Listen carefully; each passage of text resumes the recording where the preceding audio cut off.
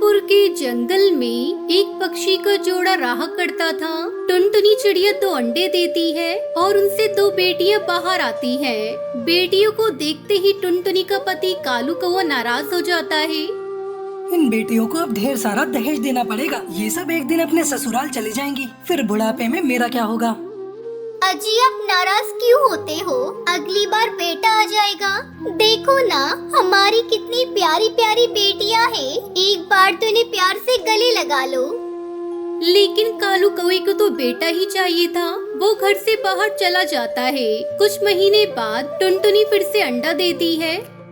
तब तक आप लोग हमारे इस वीडियो को लाइक और अगर आपने हमारे चैनल को सब्सक्राइब नहीं किया है तो जल्दी से सब्सक्राइब कर लें और कमेंट सेक्शन में जरूर बताएं कि आपको हमारी ये कहानी कैसी लगी।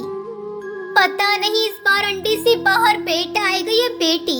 मुझे बहुत डर लग रहा है। हे भगवान मेरी विनती सुन लेना, इस बार मुझे बेटा ही देना।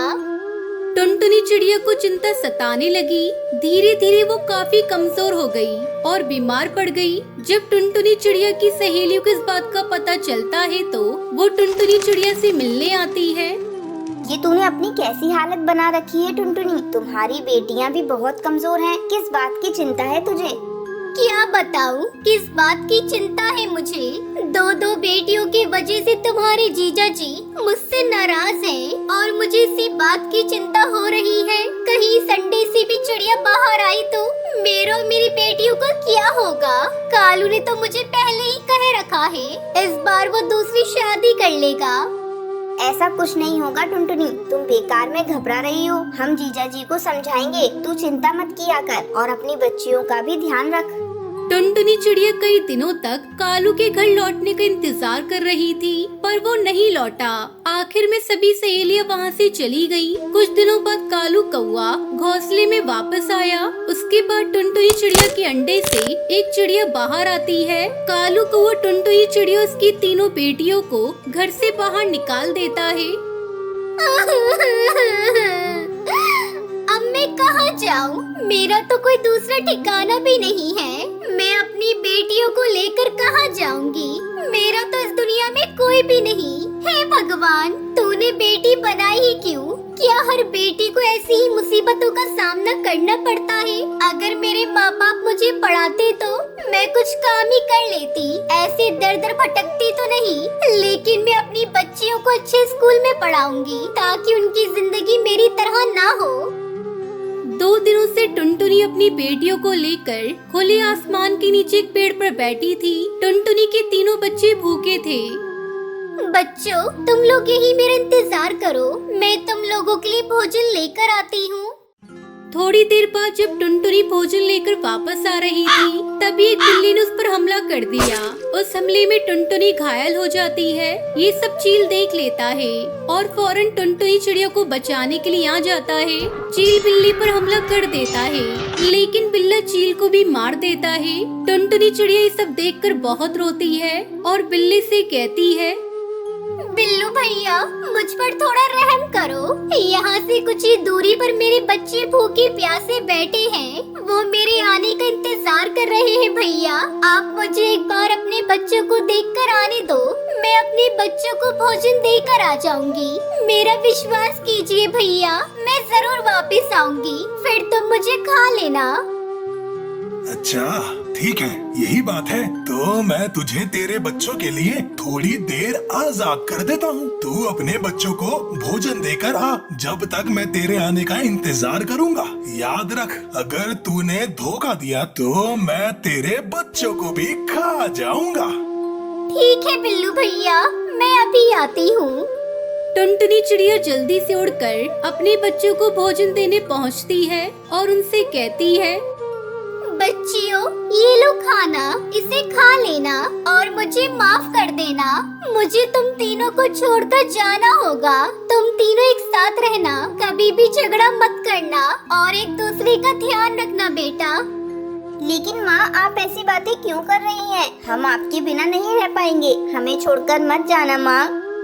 बेटा मैं तुम लोगों के लिए अच्छे खाने की तलाश में दूसरे जंगल जा रही हूँ, इसलिए मुझे आने में समय लग जाएगा। तुम लोग अपना ध्यान रखना। इतना कहकर टुनटुनी चिड़िया रोती हुई बिल्लू बिल्ला के पास जा रही होती है। तभी रास्ते में टुनटुनी चिड़िया को बिल्लू बिल्ला का बच्चा नदी में डूबता हुआ दिखाई देता है। टुनटुनी चिड़िया बिल्लू बिल्ला के बच्चे को बचा लेती है। थोड़ी देर बाद बिल्लू बिल्ला भी वहाँ आ जाता है। उसे देखकर टुनटुनी चिड़िया उससे कहती है, बिल्लू भैया, ये बच्चा नदी में डूब रहा था, इसलिए मैंने इसे नदी में से बाहर निकाल लिया। मुझे माफ करना भैया, इसलिए आने में देर हो गई।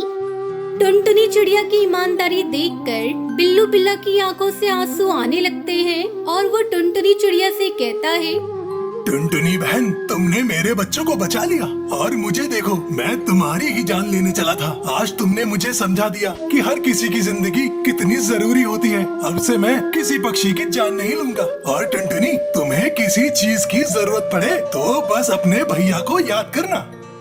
बिल्लू भैया, मेरे पास रहने का कोई ठिकाना नहीं है। मेरे पति ने मुझे घर से बाहर निकाल दिया है। मेरी 3 बेटियां हैं। अगर आप कोई रहने का ठिकाना बता देते तो आपकी बड़ी मेहरबानी होगी। तुमने मुझे भैया कहा है। टुनटुनी, आज से तुम मेरी बहन हो।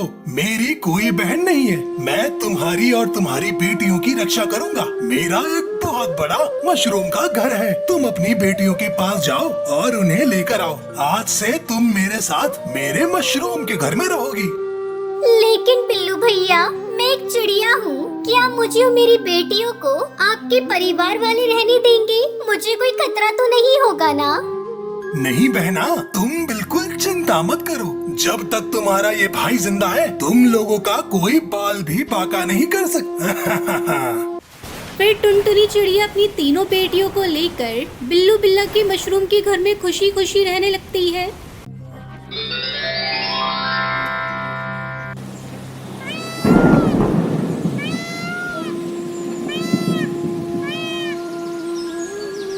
पहाड़ों के बीचों बीच एक घना जंगल था। उस जंगल में टुनटुनी चिड़िया अपनी 2 बेटियों के साथ रहती थी। उसका पति विदेश में कमाने के लिए गया था। एक दिन अचानक रात में तेज बारिश होने लगी। हे भगवान, ये बिन मौसम बरसात क्यों हो रही है? भगवान, जल्दी से ये बारिश रुक जाए। मैंने तो अभी तक अपने घोंसले की मरम्मत भी नहीं की है। अगर बारिश नहीं रुकी तो मुसीबत हो जाएगी। धीरे धीरे बारिश का पानी टुनटुनी के घर में टपकने लगा। तब तक आप लोग कमेंट में बताएं 43 - 23 कितने होते हैं। मम्मा, ये बारिश कब रुकेगी? देखो ना, अपना घर हर जगह से टपक रहा है। मैं देख रही हूँ बेटा, इसलिए भगवान से प्रार्थना कर रही हूँ कि वो जल्दी से बारिश रोक दे। मम्मा, अगर ये बारिश नहीं रुकी तो हमारा घर टूट जाएगा। हम कहाँ जाएंगे? शुभ शुभ बोल बेटा, ऐसी घड़ी में शुभ बातें नहीं करते। तू सब्र रख, ऊपर वाला सब ठीक करेगा, मुझे विश्वास है। 2 दिनों तक लगातार बारिश होती रही। पिंकी चिंकी, चलो बेटा, कहीं और चलते हैं। इस घर में रहना ठीक नहीं। ये कब टूट जाए कोई भरोसा नहीं। पानी भी अब हमारे गले तक आ गया है। टुनटुनी अपनी दोनों बेटियों को लेकर मीठी तोती के घर जाने लगती है।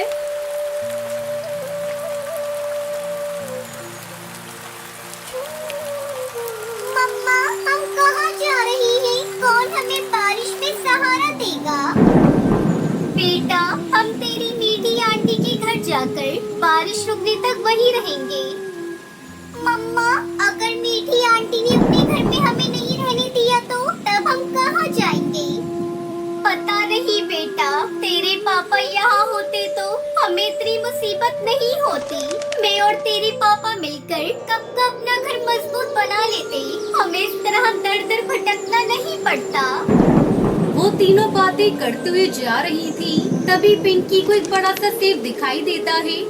मम्मा मम्मा, वो देखो, उस पेड़ पे एक बड़ा सा सेब दिखाई दे रहा है। अरे हाँ बेटा, उसमें तो दरवाजा भी है। शायद वो सेब घर है। ऐसा लगता है वो सेब घर किसी पक्षी का है। चलो पहले चलकर वहाँ मदद मांगते हैं।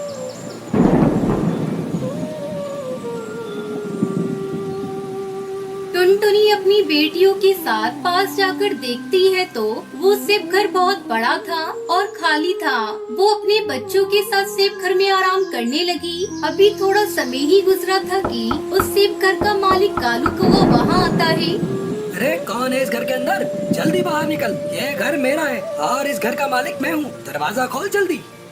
कालू की आवाज सुनकर टुनटुनी डर जाती है और वो घर से बाहर आती है। अरे भैया, मुझे माफ करना, मुझे नहीं पता था कि ये घर आपका है। बारिश ने मेरे घर को जगह जगह से तोड़ दिया है। मैं अपनी बेटियों के साथ बारिश रुकने तक यहाँ रुकूंगी। बहन मुझे माफ कर दो, आज से हम सब एक साथ इस सेब के घर में रहेंगे। तुमने मुझे भैया कहा है, मेरी कोई बहन नहीं। आज से तुम अपने भाई के घर में जब तक रहना चाहो रह सकती हो। बहन ये लो, कुछ फल लेकर आया हूँ, तुम खुद भी खा लो और बच्चों को भी खिला दो। इस तरह टुनटुनी चिड़िया अपनी बेटियों के साथ कालू कौवे के सेब घर में खुशी खुशी रहने लगी।